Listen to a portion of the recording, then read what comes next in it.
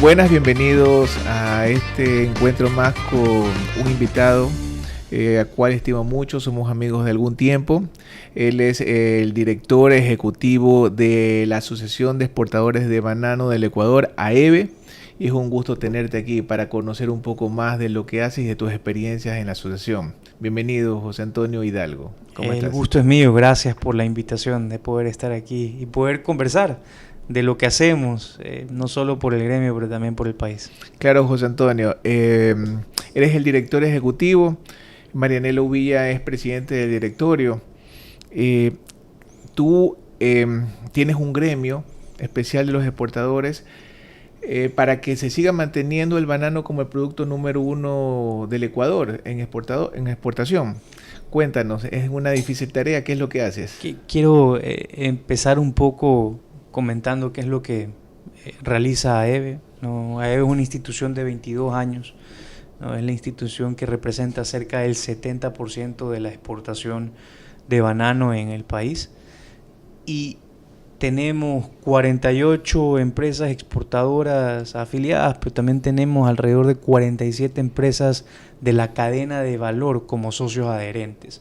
O sea, los puertos, las navieras, los cartoneros, la industria de agroquímica. También están asociados. Que quiere estar cerca. Nosotros tenemos asociados, exportadores activos, pero socios adherentes de la cadena que quieren estar cerca, informándose.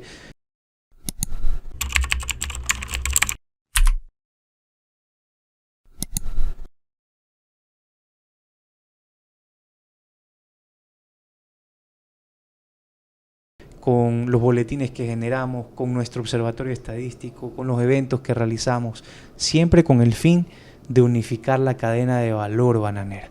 Y como AEBE en los últimos tres años y medio, ya casi 4 años, hemos venido generando distintos cambios como asociación y nos dedicamos no solo a traerle beneficio a las empresas que forman parte del gremio, beneficios que voy a hacer lo voy a decir de manera muy resumida. Muy general, claro. Pero tenemos un observatorio estadístico con un fondo, que lo creamos con un fondo de cooperación alemana, donde es un observatorio o plataforma donde reunimos toda la información de producción y de exportación para que los empresarios tomen decisiones con información actualizada de manera semanal. O sea, uno entra a la plataforma y se informan. Reportería, tenemos nuestras propias estaciones de clima a nivel nacional para generar también reportería climática, porque en torno a la producción, si no conozco las condiciones del suelo, si no conozco las ventanas de fumigación óptimas, obviamente no voy a ser más productivo, más eficiente. Y eso lo trabajamos con los socios y hemos agregado a pequeños productores. Alrededor de 1.200 pequeños productores trabajan también dentro de este proyecto. Repito, que lo hemos generado con cooperación alemana, que es parte de nuestros beneficios internos.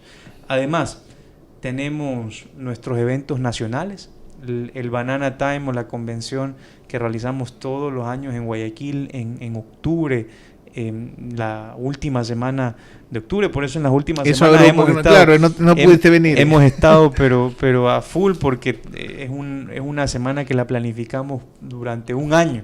Entonces traemos expositores y panelistas internacionales, tenemos exhibición comercial, foro de 3 días afrontando y discutiendo sobre los mayores desafíos de la industria, tenemos rueda de negocios, tenemos hasta un show gastronómico, recibimos visitas de periodistas internacionales, tenemos también mesas de reuniones con distintas autoridades en el marco de nuestra convención.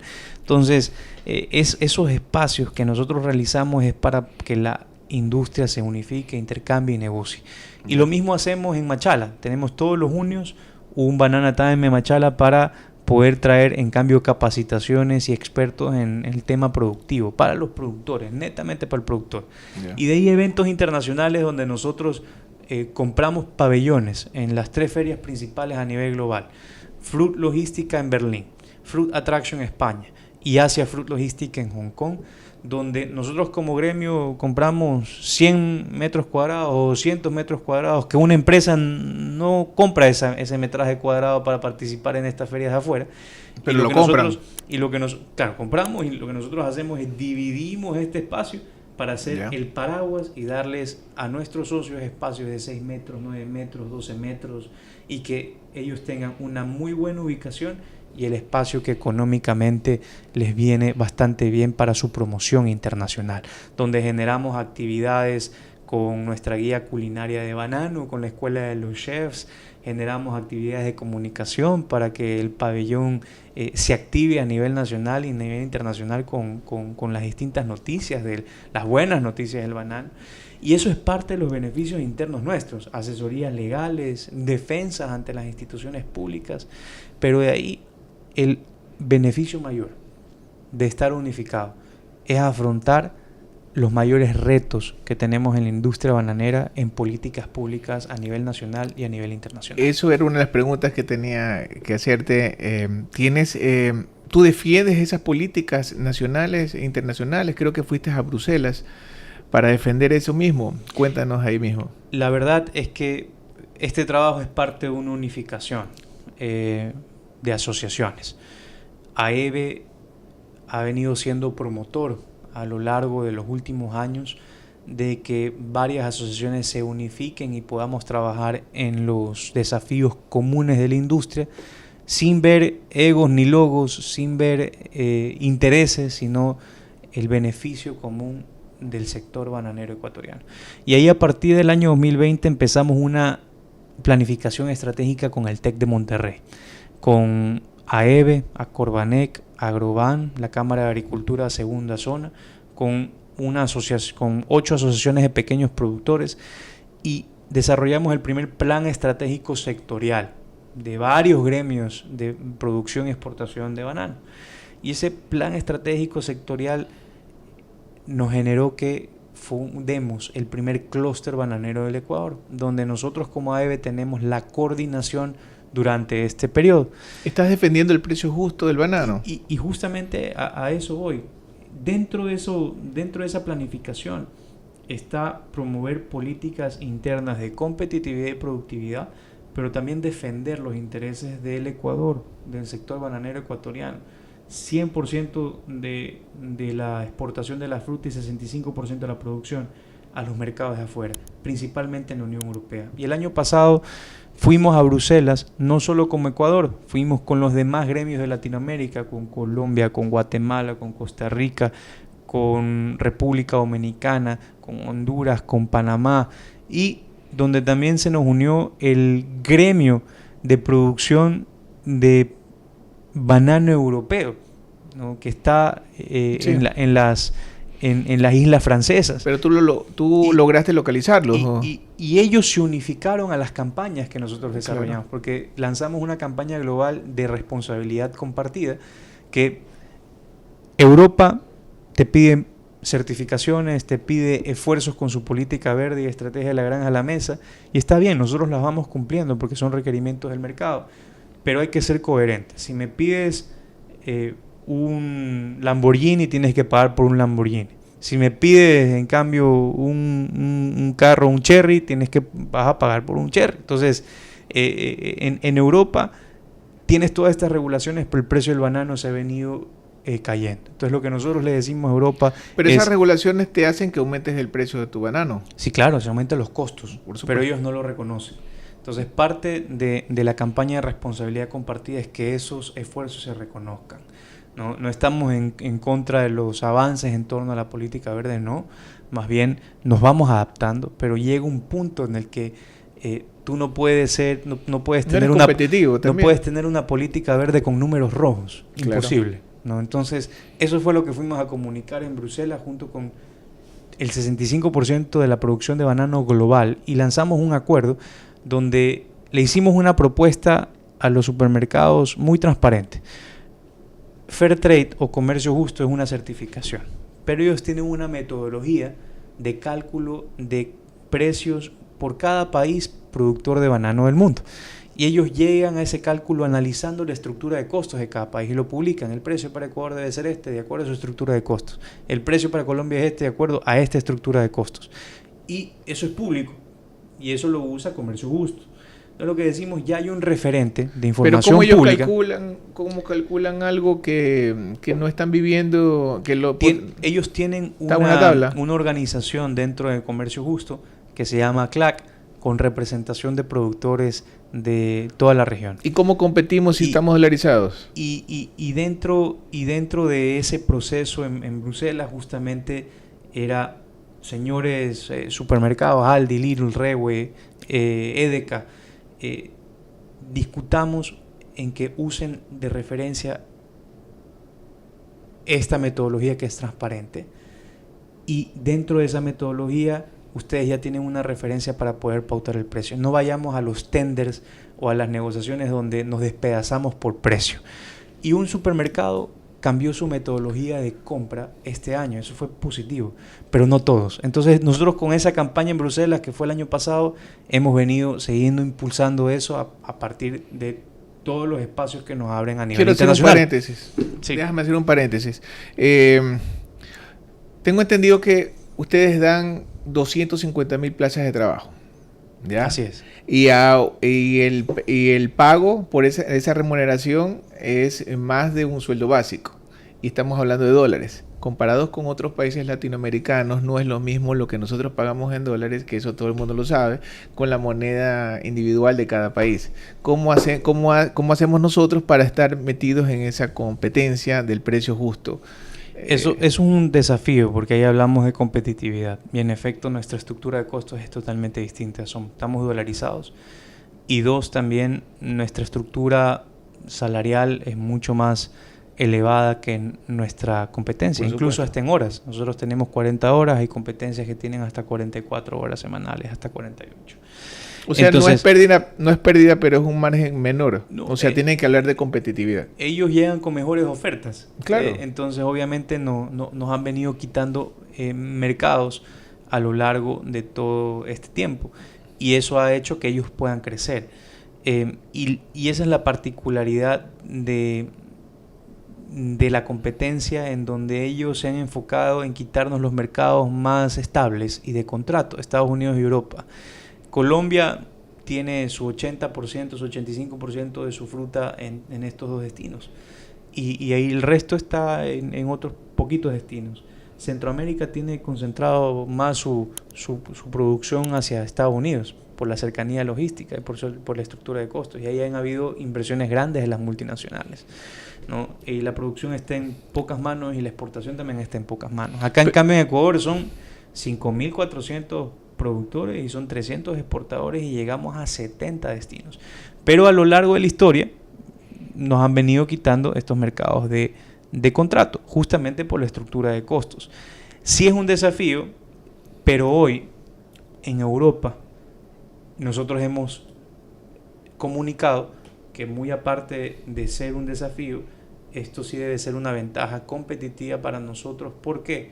Porque en Europa ya se está discutiendo la ley de diligencia de vida, que parte de la ley de diligencia de vida es que los supermercados y los compradores, dentro de muchos ámbitos de esa ley de diligencia de vida, porque hay varios capítulos, pero dentro del capítulo salarial, que se pague el salario digno dentro de los productos que ellos están comprando. Entonces, eso aplica en Alemania desde este año, en Europa. Y nosotros cumplimos con eso, con el salario digno. Y nosotros cumplimos por política nacional. Y en Europa esto se está discutiendo en el Parlamento y va a aplicarse en 3 años. Entonces, tenemos una ventaja en torno al cumplimiento de acuerdo a una política salarial, ¿no? Pero no deja de ser una desventaja competitiva en los demás mercados. Pero esto sí nos favorece en estos donde estamos nosotros compitiendo contra Colombia y Centroamérica, que es en sí la competencia más agresiva regional que tenemos. Pero tenemos un mercado también muy grande, que es el de Asia. Ahí es donde nosotros vamos a apuntar. En Asia es un mercado que hoy representa el 6% en total, pero que sí es un mercado que lo vemos muy grande a futuro, y por eso hemos venido peleando por los acuerdos comerciales. Las altas cargas arancelarias han evitado que nosotros crezcamos a los niveles que queremos crecer, que por ejemplo ha crecido nuestro camarón. 60% del camarón ecuatoriano va a China. Nuestro 4% del banano va a China. Pero tenemos una carga arancelaria en China del 10%, en Corea del 30%, en Japón una carga arancelaria del primer semestre 20%, del segundo 10%. Con eso es difícil competir. Entonces, por eso hemos dicho que nuestra mirada a los acuerdos comerciales, si ya nosotros ya tuvimos el de Europa, tenemos el de EFTA, debe ser Asia. Y se ha concretado. Se firmó el acuerdo comercial con China, se firmó el acuerdo comercial con Corea. Esperamos ahora que la Corte Constitucional ratifique el de Corea, que la Asamblea ratifique el de China y que el de Corea, después de pasar por el proceso de la Corte, sea ratificado también por la Asamblea. Entonces ya pasa esas instancias donde ahora en la transición nosotros como gremios tenemos una gran responsabilidad de comunicar de manera efectiva y constante que la Asamblea pueda comprender los beneficios de este acuerdo, porque de ese 6% estoy seguro que se puede transformar en un 15% para nosotros. Y eso en volumen del banano es bastante. ¿Y el crecimiento anualmente cómo estaría con esos acuerdos? Yo creo que tenemos que verlo a largo plazo, ¿no? Podemos duplicar nuestra posición al momento que lleguemos a arancel cero. Y incluso después de unos 3 años a partir de que llegamos a arancel cero. En China tenemos un desgravamen a 10 años, o sea, se aplica el acuerdo y en 10 años llegamos a cero. Entonces podemos estar viendo 13 años a partir de la aplicación del acuerdo. En Corea tenemos un desgravamen de 5 años, eso quiere decir que podemos estar viendo resultados en 8 años, a partir de que llegamos a ese arancel cero. O sea, 5 y hay 3 que tenemos arancel cero y las condiciones competitivas igual a los países que ya tienen firmados acuerdos con nosotros. Así que es un largo camino porque se tiene que trazar y tiene que darse para poder ir construyendo las condiciones competitivas que tanto queremos. Oye, y también tienes un reto o un gasto más también que es 100 millones creo que anuales en seguridad. Eso es otro tema en la parte de competitividad que es un impacto tremendo, ¿no? Y tema, en toda la cadena de valor. El tema laboral, y ahora que estamos en discusión incluso el salario básico, mañana yo soy parte de la comisión de salarios, mañana voy a estar en la mesa de la comisión de salarios en la parte de empleadores, junto también con la representación de los trabajadores.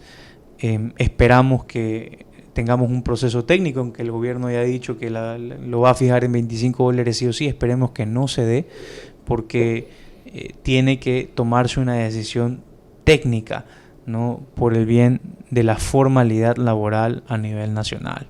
Entonces ahí tenemos que trabajar en competitividad y en seguridad también es un tema urgente. Yo creo que ese es el mayor desafío del gobierno entrante. Ya en las zonas rurales es totalmente desafiante, ¿no? Escuchar a un trabajador que le dice a su productor o jefe, ya no quiero ir a la finca porque temo por mi vida. Entonces ya las inversiones en seguridad no están en protección de contaminación a la carga, está en protección de la vida humana. Y hemos entrado a invertir en custodias, hemos entrado a invertir en guardianías, hemos entrado en invertir en candados satelitales, en trazabilidad, en procesos internos también para poder blindar nuestra cadena, pero nosotros tenemos una cadena de custodia, ¿no? Hasta cierto punto, y hay otros puntos dentro de ese eslabón donde no tenemos competencia. Claro. Y eso le hemos dicho al gobierno, donde le hemos dicho, señores, y hemos llegado hasta tan al fondo de esto en que le decimos, estos son los puntos de mayor riesgo de manera semanal con tantos actos que tenemos delincuenciales y que ustedes tienen que atenderlos para generar acciones disuasivas e ir eliminando esos puntos a lo largo que vamos teniendo un trabajo en conjunto. El problema son los recursos, el problema es que son acciones reactivas, no constantes. Entonces tenemos que trabajar en acciones constantes para poder asegurar la cadena de valor. Tenemos que tener presencia militar con destacamentos militares en zonas rurales para recuperar los poblados. Ahora que estábamos conversando con algunos militares, me alegra que se les ha devuelto los destacamentos, pero tiene que entrar el recurso.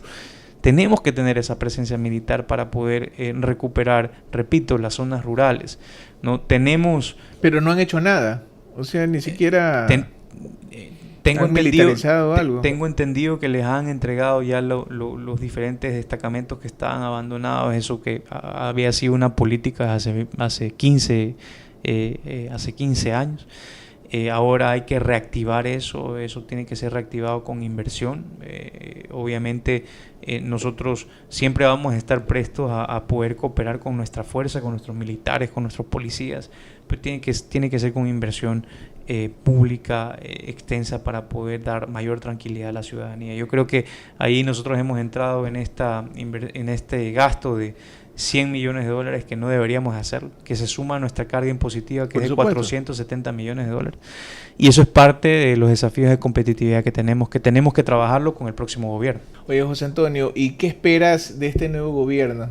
Que es su cara, es representante del banano. Entonces, ¿has de tener algo a tu favor? Yo creo que a nuestro favor. Todo el Ecuador se manifestó en las urnas. Y eso es algo bastante positivo, ¿no? Hay que respetar la decisión popular. Un presidente electo que sí viene del sector, pero en todas las declaraciones que ha manifestado, sus puntos principales de concentración está en recuperar la seguridad y también la economía del país. Entonces yo creo que no hay que confundir en torno a políticas hacia el sector, pero sí nos pone contentos que sea alguien que entienda las realidades del sector, pero igual son realidades del sector productivo. Pero la brújula que va a enmarcar su gestión, de lo que hemos venido escuchando, va a ser Ecuador. Así que eso nos llena de mucha tranquilidad. Yo creo que es el momento que todos los gremios, todos los que estamos aquí dentro del país, apoyemos su gestión. Son 8 cortos meses de gestión en sí, donde tenemos que poder apoyar todo el trabajo que se puede hacer a nivel ejecutivo, repito, en los 2 puntos principales: recuperar la seguridad del país, o poner los pilares principales para la seguridad, y también poner los pilares principales para una dinamización económica que tanto necesita el país, un entorno competitivo para todos nosotros. Ya que todos los que están afiliados a AEBE son exportadores. Hay exportadores que no estén afiliados a... Sí, hay alrededor de 277 empresas exportadoras en el país. Nosotros tenemos 49 en número de exportadoras, pero hay que tomar en consideración el porcentaje de exportación que cada una de estas representa.